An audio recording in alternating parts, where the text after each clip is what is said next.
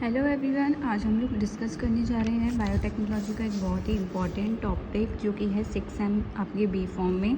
वो है polymerase chain reaction, जिसको कि शॉर्ट फॉर्म में PCR भी कहा जाता है। पॉलीमरेज चेन रिएक्शन ये एक ऐसी रिएक्शन है, ऐसी प्रोसेस है जिसमें आपका जो DNA सिंगल स्ट्रैंडेड मॉलिक्यूल है उसकी मल्टीपल कॉपीज़ बनाई जाती हैं with the help of enzyme polymerase. तो स्टार्ट करते हैं आज हम। PCR या फिर जो पॉलीमरेज चेन रिएक्शन है, ये एक ऐसी टेक्निक होती है जो कि मॉलिक्यूलर बायोलॉजी में यूज़ होती है ताकि जो भी DNA सेगमेंट हैं उसकी कई सारी कॉपीज़ बनाई जा सकें। आप लोगों ने DNA रेप्लिकेशन पढ़ा होगा।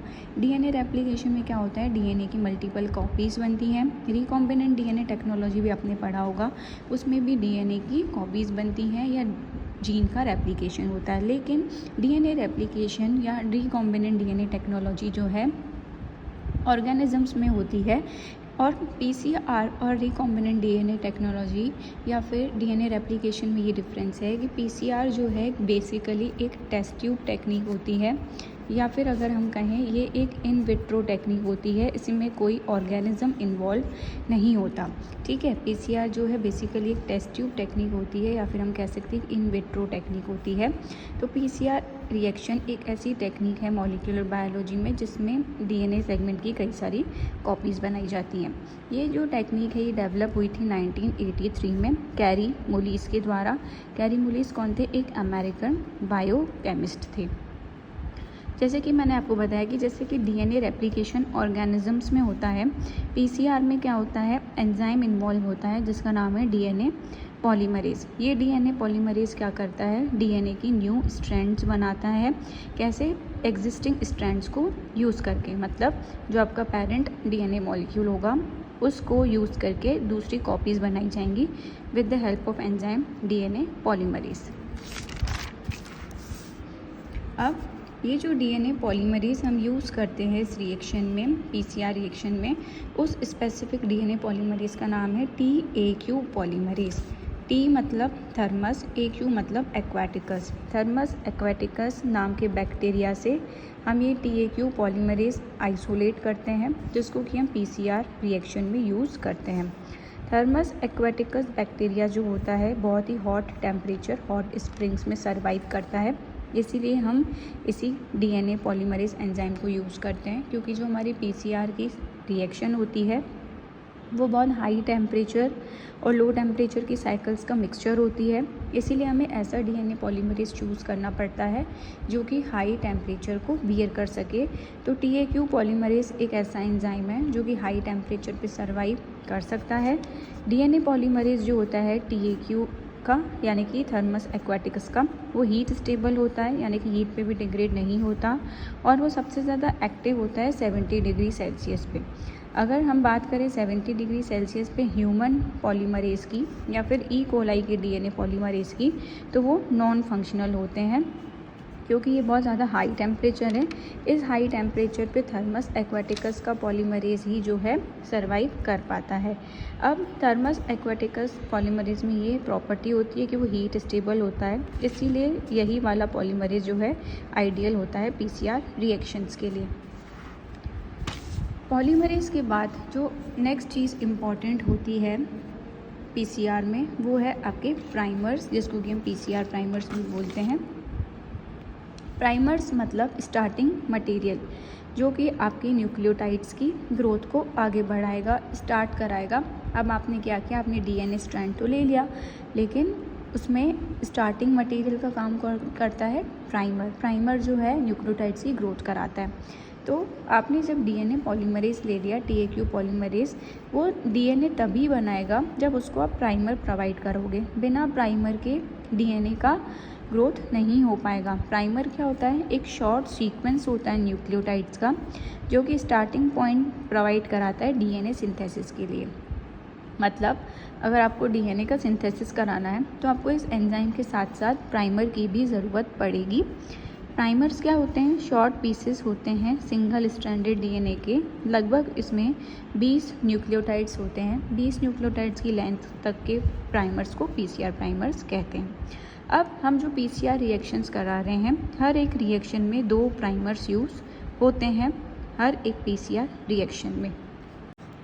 जब प्राइमर्स बाउंड होते हैं DNA टेम्पलेट से तो वो स्टार्टिंग करा लेते हैं DNA की ग्रोथ की, लेकिन ये जो स्टार्टिंग है ये आगे एक्सटेंड कैसे होती है, इलॉन्गेशन कैसे होता है, वो होता है एंजाइम पॉलीमरेज के थ्रू, जो कि TAQ पॉलीमरेज हम यूज़ कर रहे हैं। ये पॉलीमरेज एंजाइम जो भी आपको DNA कॉपी करना है उसकी कॉपी कराता है। इसको हम डायग्राम की हेल्प से समझते हैं। सबसे पहले DNA का डबल हेलिकल स्ट्रक्चर आपने देखा है, उसमें बहुत सारे न्यूक्लियोटाइड्स प्रेजेंट रहते हैं जैसे कि एडेनिन, थाइमिन, साइटोजिन, ग्वानिन। तो उस DNA के डबल हेलिकल स्ट्रक्चर को हमने सिंगल स्ट्रैंड्स में चेंज कर लिया है, जिस स्टेप को कहा जाता है डीनेचरेशन। हम अभी आगे देखेंगे। जो भी हाइड्रोजन बॉन्ड्स थे उसके बीच में तोड़ दिया गया है उनको, तो उस डबल हेलिकल स्ट्रक्चर को सिंगल स्ट्रैंडेड में चेंज कर दिया गया है, जिसका नाम है टेम्पलेट DNA। अब हम इसमें क्या करेंगे, स्टेप नंबर 2 में हम इसमें इंसर्ट करेंगे प्राइमर्स। जैसा कि मैंने पीछे बताया, हर एक PCR रिएक्शन में 2 प्राइमर्स इन्वॉल्व होते हैं। तो ये है प्राइमर 1, ये है प्राइमर 2। तो प्राइमर जो है ग्रोथ कराएगा, ठीक है। ये जब प्राइमर ग्रोथ कराएगा तो प्राइमर की 2 मेन प्रॉपर्टीज़ होती हैं। पहला तो वो इनवर्ड ग्रोथ ही कराएगा। अब आप प्राइमर 1 देख लो, ये भी अंदर की तरफ ही ग्रोथ करा रहा है। प्राइमर 2 को देख लो, ये भी अंदर की तरफ ही ग्रोथ करा रहा है। दूसरा, हमेशा 5' से 3' के डायरेक्शन में ही ग्रोथ होगी। ये देखिए 5' से 3' के डायरेक्शन में ही ग्रोथ होगी। तो ये क्या किया, प्राइमर ने स्टार्टिंग करवा दी DNA रेप्लिकेशन की, DNA कॉपीज़ बनाने की। अब ये जो इतनी प्राइमर ने रेप्लिकेशन स्टार्ट कराया है, इसको आगे पूरा कंप्लीट कौन बनाएगा। कंप्लीट स्ट्रैंड बनाने के लिए DNA पॉलीमरेज एंजाइम की ज़रूरत होगी। ये देखिए थर्ड स्टेप में DNA पॉलीमरेज एंजाइम क्या करेगा, ये जो आपको ब्लू कलर का दिख रहा है, ये DNA पॉलीमरेज ने क्या किया, प्राइमर की हुई ग्रोथ को आगे बढ़ा दिया, इलॉन्गेशन करा दिया। इसी तरह से DNA पॉलीमरेज पूरा आगे तक लेके जाता है। तो ये जो 2 स्ट्रैंड्स हो जाती हैं, इसकी कॉपीज़ बन के 4 स्ट्रैंड्स तैयार हो जाती हैं। इसी तरह से पूरी कंप्लीट साइकिल चलती रहती है 2 से 4 घंटे तक, और एक सिंगल DNA की स्ट्रैंड से, सिंगल DNA कॉपी से, टेम्पलेट DNA से मिलियन ऑफ DNA कॉपीज़ बनती हैं। तो जो दोनों प्राइमर्स होते हैं, जब भी वो बाइंड होंगे तो इनवर्ड डायरेक्शन में ही ग्रो करेंगे, यानी कि 5' से 3' डायरेक्शन में ही ग्रो करेंगे। और जो आपका DNA पॉलीमरेज होता है, यानी कि TAQ पॉलीमरेज, ये हमेशा सिर्फ DNA को सिंथेसाइज करेगा 5' से 3' डायरेक्शन में। तो इस तरह से DNA स्ट्रैंड से, एक DNA स्ट्रैंड से मल्टीपल DNA स्ट्रैंड की कॉपीज़ बनती हैं। अब कौन कौन सी स्टेप्स इन्वॉल्व होती हैं PCR में, वो हम देख लेते हैं। सबसे पहले जो इंग्रेडिएंट्स हमें चाहिए PCR रिएक्शन के लिए, वो है आपका एंजाइम, जिसका नाम है TAQ पॉलीमरेज। आपको चाहिए प्राइमर्स, टेम्पलेट DNA और न्यूक्लियोटाइड्स। इन सारे इंग्रेडिएंट्स को एक ट्यूब में ले लिया जाता है। इसके साथ कुछ कोफैक्टर्स ऐड किए जाते हैं जिसकी ज़रूरत एंजाइम को रहती है, और इन सारे इंग्रेडिएंट्स की रिपीटेड साइकिल्स चलाई जाती हैं। हीटिंग दी जाती है, फिर कूलिंग की जाती है, फिर हीटिंग। तो कंटिन्यूस ये साइकिल चलती रहती है और आपका DNA सिंथेसाइज हो जाता है। बेसिकली जो स्टेप्स इसमें इन्वॉल्व हैं वो ये हैं। सबसे पहली स्टेप है आपकी डीनेचरेशन।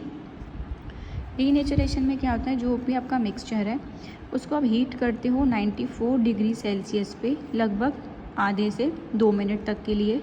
जब आप इतनी ज़्यादा हीट प्रोवाइड कराते हो तो जो भी हाइड्रोजन बॉन्ड प्रेजेंट रहते हैं आपके DNA स्ट्रैंड्स में, वो टूट जाते हैं और आपका double stranded DNA single stranded DNA में चेंज हो जाता है। ये जो आपका सिंगल स्ट्रैंडेड DNA है, ये अब DNA टेम्पलेट की तरह काम करता है, जिसकी मल्टीपल कॉपीज़ बनती हैं।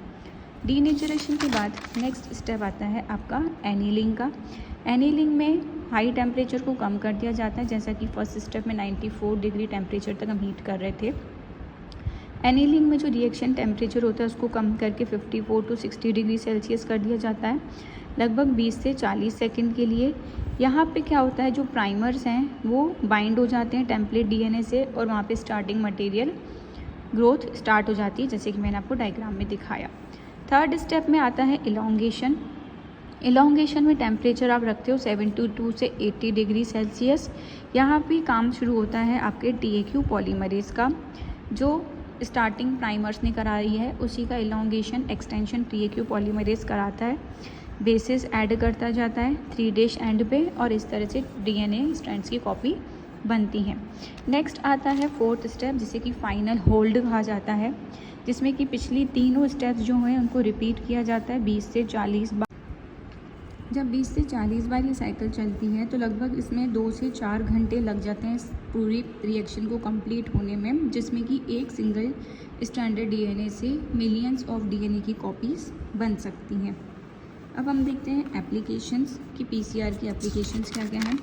तो PCR जो है सबसे ज़्यादा मेडिसिन फील्ड में यूज़ होता है, जेनेटिक डिसीज़ म्यूटेशन की टेस्टिंग के लिए।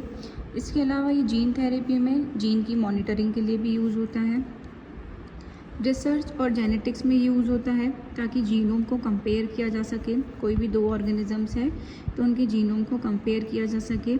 जीन मैपिंग में यूज़ किया जाता है, ठीक है। जीन एक्सप्रेशन के एनालिसिस में यूज़ किया जाता है। फॉरेंसिक साइंस में यूज़ किया जाता है पैटर्निटी टेस्ट के लिए, क्रिमिनल्स को आइडेंटिफाई करने के लिए। तो ये कुछ एप्लीकेशंस हैं PCR की जिसको कि यूज़ किया जाता है अलग अलग फील्ड में। अगर वीडियो पसंद आई हो तो वीडियो को लाइक और चैनल को सब्सक्राइब ज़रूर कीजिएगा। Thank you so much.